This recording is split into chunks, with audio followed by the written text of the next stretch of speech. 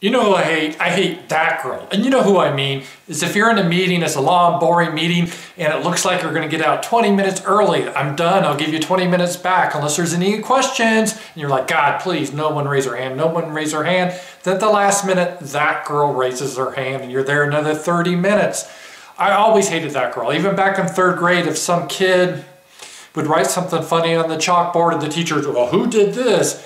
I know. Teacher, ramzpaul did it, ramzpaul. I hate that girl. Well, that girl was in the news today, and her name is Adria Richards. Adria was at the PyCon convention. That's the Python coding convention. So what happened, they were all sitting in the convention hall, listening to the speaker or whatever, and behind her, this one guy, he was talking to his friend next to him, and he made a joke about dongles. It's a tech convention, they're mostly nerds, so it's like nerd humor. And a dongle, in case you don't know, is like one of these things. I have a pink dongle because I'm secure with my masculinity.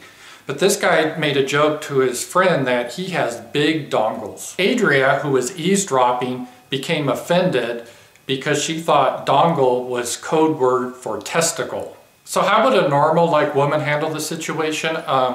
She would ignore it because it was none of her business, is how most people would handle it. Now, if she was really cool and funny, she would have pulled out her dongle and said, yeah, I bet it's this big too, isn't it? But no, as a strong and empowered woman, she took the pose of a 19th century Victorian maiden, and she took out her cell phone and took a photo of the guy and posted his photo on her Twitter, which ended up getting the guy fired from his job. And he's married and has 3 kids.